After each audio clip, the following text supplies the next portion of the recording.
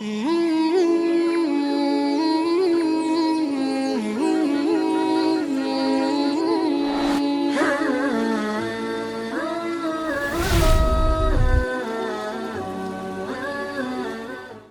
چیز جس کا ہمیں خاص طور پر پاکستانی معاشرے میں ہمیں اس کا سامنا بہت زیادہ ہے، اور بعض اوقات یہ بات اس تناظر میں بھی پیش کی جاتی ہے کہ غیر مسلم ممالک میں یا یورپین ممالک میں جو رمضان ہے اس میں ان کو معاشرے کا ایک حصہ سمجھتے ہوئے ریلیف دے دیا جاتا ہے اور بہت ساری چیزوں کی قیمتیں کم کر دی جاتی ہیں، خاص طور پر وہ چیزیں جو رمضان کے ساتھ وابستہ ہیں، کھجور ہے جو آڈیبلز ہوتی ہیں رمضان میں عام طور پر۔ اس حوالے سے ہمارے ہاں پاکستانی معاشرے میں یہ جو مہنگائی ہو جاتی ہے اور چیزوں کی قیمت بڑھ جاتی ہے، تو اس حوالے سے شریعت کی تعلیمات کیا ہے کہ بغیر کسی ضرورت کے اس طرح کے کسی ایکٹیویٹی میں ملوث ہونا یا ذخیرہ اندوزی کر لینا اس نقطہ نظر سے کہ آگے سیزن آ رہا ہے رمضان کا اور اس میں پیسے کمائے جائیں گے، اس حوالے سے شریعت کا کیا جی، رسول اللہ صلی اللہ علیہ وسلم کا ارشاد ہے کہ الجالب مرزوق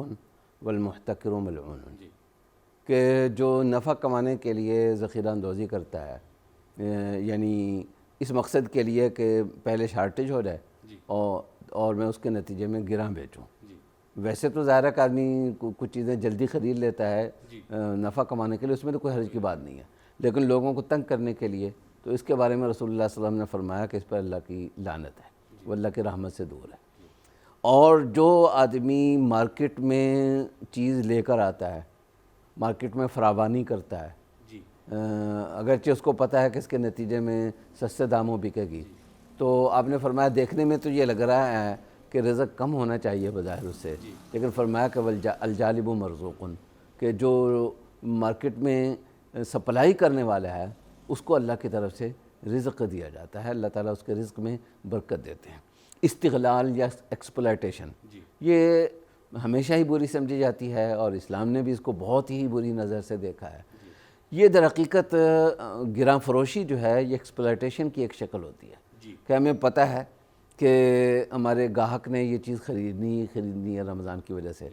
اور اس کے پاس وقت کم ہے، اس نے مختصر وقت میں خریدنی ہے، اس نے افطاری سے پہلے گھر بھی پہنچنا ہے، تو جس دکاندار کے گاہک قابو آ گیا اس کو پتہ ہے کسی نے بہت نہیں کرنا، دوسرے کے پاس نہیں جانا، تو جلدی جلدی خرید کے چلے جانا ہے، تو اس کی وجہ سے تو یہ بھی ایک قسم کی ایکسپلائٹیشن ہوتی ہے، اور یہ ظاہر ہے کہ انسانی فطرت کے اعتبار سے بھی بہت بری چیز ہے، اور ہمارے دین نے بھی اس کو بہت ہی ناپسندیدگی کی نظر سے دیکھا ہے۔ ایک چیز جس کا ہمیں بہت سامنا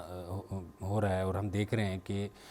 کھانے کے دوران بعض اوقات یوں محسوس ہوتا ہے کہ ہماری جو افطاری کے مینیو ہوتا ہے اس مینیو میں کوئی خاص یونٹی نہیں ہوتی، آرگینک کوئی آرڈر نہیں ہوتا اس کے اندر، کہ ایک ہی وقت میں ایک بہت ٹھنڈی چیز موجود ہوتی ہے اور اس کے ساتھ بہت ہی آئل والی کوئی چیز موجود ہوتی ہے، اس کے ساتھ ہی بہت ہی کوئی کریمی چیز موجود ہوتی ہے۔ تو یہ جو کھانے کا اعتدال ہوتا ہے، یا بعض اوقات یوں بھی ہوتا ہے کہ مزاج کے اعتبار سے بہت ٹھنڈے مزاج کی کوئی چیز ہوتی ہے اور ساتھ ہی بہت گرم مزاج کی، تو اس حوالے سے شریعت کی تعلیمات ہمیں کچھ آپ علیہ السلام سے؟ دیکھیں، اس کی تفصیلات تو ہمارے دین نے طب پر چھوڑ دیا ہے، اطباء پر چھوڑ دیا ہے۔ رسول اللہ صلی اللہ علیہ وسلم نے بھی بعض طبی معاملات میں اپنے صحابہ کو کسی طبیب کی طرف ریفر کیا، حالانکہ رسول اللہ صلی اللہ علیہ وسلم خود بھی رہنمائی کر سکتے تھے، لیکن ہمیں یہ بتایا کہ میری موجودگی میں بھی تم طب کے اور کسی طبیب کے محتاج ہو، تو کہیں ایسا نہ ہو کہ تم قرآن و سنت کی نصوص کو لے کر اپنے آپ کو طبیب سے بے نیاز سمجھ لو، طبیب سے بے نیاز نہیں ہو سکتے۔ لیکن جو عمومی اصول ہیں وہ ہماری شریعت نے دیے ہیں، رسول اللہ صلی اللہ علیہ وسلم نے ہمیں دیے ہیں، اور وہ یہ ہے کہ صحت ہماری یہ در حقیقت ہمارے پاس اللہ تعالیٰ کی ایک امانت ہے، یہ ہماری اپنی چیز نہیں ہے، اس لیے اس کی حفاظت رکھنا یہ ہماری ذمہ داری ہے۔ رسول اللہ صلی اللہ علیہ وسلم کا ارشاد ہے کہ المؤمن القوی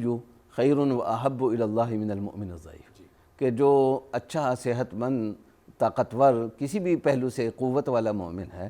وہ اللہ کی نظر میں دوسری قسم کے مومن کے مقابلے میں زیادہ محبوب ہے، اگرچہ ہر مومن میں اللہ تعالیٰ نے خیر رکھی ہے۔ اور ایک یہ جو ہمارے ساتھ یہ معاملہ ہوتا ہے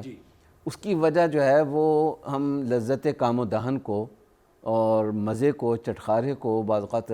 پہلی ترجیح میں رکھتے ہیں اور ہمارے جسم پر مرتب ہونے والے اثرات کو ہم دوسری ترجیح میں رکھتے ہیں۔ جبکہ معراج کے موقع پر رسول اللہ صلی اللہ علیہ وسلم کے سامنے جو مشروبات پیش کیا گئے ان میں آپ کی نظر انتخاب دو پہ اٹک گئی، دودھ اور شراب پر۔ تو رسول اللہ صلی اللہ علیہ وسلم نے دودھ کو ترجیح دی۔ تو حضرت جبریل امین نے اس پر تبصرہ یہ کیا کہ اگر آپ شراب کو ترجیح دیتے تو آپ کی امت بھٹک جاتی۔ اب اس پہ یہ سوال ہوتا ہے کہ وہ شراب تو دنیا کی شراب نہیں ہے، وہ تو شرابن طہورہ ہے، اس میں تو لا لغو فیہا ولا تأثیم، تو اس میں بھٹکنے کا مسئلہ کہاں سے آ گیا؟ تو میں جو اس پہ عرض کیا کرتا ہوں وہ یہ ہے کہ اصل میں یہ ترجیحات کی ترتیب ہے کہ آپ لذت کو، کیونکہ شراب جو جنت کی شراب ہے اس کا مقصد بھی قرآن نے لذت للشاربین بیان کیا، وَأَنْهَارٌ مِّن خَمْرٍ لَذَّةٍ لِلشَّارِبِينَ۔ تو وہ اس میں بنیادی مقصد جو ہے وہ لذت ہے۔ اگر حلال بھی ہو کوئی مشروب تو اس طرح کی چیز اس میں لذت مقصود ہوتا ہے، جبکہ دودھ میں جو ہے وہ نافعیت جو ہے وہ پہلے نمبر پر ہوتی ہے، اگرچہ اللہ نے اس میں لذت بھی رکھی ہے۔ تو یہ اصل میں ترجیحات کی ترتیب ہے۔ جس مسئلے کا آپ ذکر کر رہے ہیں اس کی وجہ بنیادی یہ ہے کہ سارا دن ہم نے کھایا پیا نہیں ہوتا، تو ایک دم ہم چاہتے ہیں کہ ہم اپنے منہ کا ذائقہ جو ہے وہ پورا کر لیں، اور اس کی وجہ سے ہو جاتا ہے۔ ذائقہ کوئی بری چیز نہیں ہے، رسول اللہ صلی اللہ علیہ وسلم نے اس کو بہت پسند فرمایا، کچھ چیزیں ملا کر آپ نے استعمال فرمائیں کھانے میں کہ اس کا ذائقہ اس کے ذائقے سے معتدل ہو جائے گا، لیکن ظاہر ہے کہ ذائقہ پہلی ترجیح نہیں ہونا چاہیے، انسان کی صحت جو ہے وہ پہلی ترجیح ہونی چاہیے۔ آج کل عام طور پہ ہمارے ہاں چیزوں کو بہت ہی ظاہری تناظر میں دیکھنے کا مزاج بنتا چلا جا رہا ہے کہ بہت سرفیشلی ہم چیزوں کو دیکھتے ہیں۔ کچھ عرصے سے یہ محسوس ہوتا ہے کہ رمضان کے معاملے میں بھی ہمارے ہاں یہ بے اعتدالی پائی جاتی ہے کہ ہم نے یہ سمجھ لیا ہے کہ صبح ایک خاص وقت میں کھانا پینا اور باقی چیزیں چھوڑ دینا اور پھر مغرب کے قریب دوبارہ سے ان چیزوں کو شروع کر دینا، کھانا پینا اور باقی چیزیں، اس کو کرنے کے بعد ہم ایک طرح سے مطمئن ہو جاتے ہیں کہ ہم نے روزہ رکھ لیا اور ہم شریعت روزے کو کس تناظر میں دیکھتی ہے؟ جی، یہ جو چیز ہے کہ صبح صادق سے لے کر غروب آفتاب تک ہم نے کھانے پینے وغیرہ سے گریز برتا ہے، یہ کل روزہ نہیں ہے بلکہ روزے کی منیمم ریکوائرمنٹ ہے۔ یعنی ہماری جو ضروری ڈیوٹی ہے وہ پوری ہو جائے گی، اور روزہ چھوڑنے کا جو گناہ ہمارے ذمہ ہوگا اس سے ہم بچ جائیں گے۔ وگرنہ جو اصل روزہ ہے، قرآن کریم نے جہاں روزوں کا ذکر کیا ہے وہاں ساتھ تقوی کا ذکر کیا کہ آدمی کے اندر تقوی پیدا ہو، یعنی اللہ کی نافرمانی سے بچنے کے معاملے میں انسان اس کو پرائرٹیز میں اوپر لے کر آئے، سر فہرست۔ مثلا رسول اللہ صلی اللہ علیہ وسلم کا ارشاد مبارک ہے کہ اگر کسی آدمی نے روزہ رکھا، روزہ رکھنے کے باوجود اس نے جھوٹ بولنا بھی نہیں چھوڑا اور دو نمبری والے کام بھی نہیں چھوڑے، من لم یدع قول الزور والعمل به فلیس للہ حاجۃ ان یدع طعامہ وشرابہ، تو اس نے اپنے آپ کو جو بھوکا پیاسا رکھا ہے اس کی اللہ کو کوئی ضرورت نہیں ہے۔ یعنی اللہ نے جو روزہ مقرر کیا ہے وہ اپنی ضرورت کے لیے نہیں کہ اس کے ہاں اناج کم ہو گیا تھا تو اس نے کچھ عرصے کے لیے راشننگ کر دی، کچھ عرصے کے لیے اس کی مقدار کم کر دی کہ اتنے دیر کے لیے تم نے نہیں کھانا۔ ظاہر ہے کہ یہ مقصد تو نہیں، اللہ نے اپنے لیے تو نہیں کیا، روزہ تو ہمارے لیے کیا ہے، اور ہمارے لیے کرنے کا مقصد یہ تھا کہ ہمارے رویوں میں، ہماری عملی زندگی میں کوئی اصلاح ہوتی، کوئی بہتری ہوتی۔ اگر اس میں کوئی بہتری ہم نہیں لائے،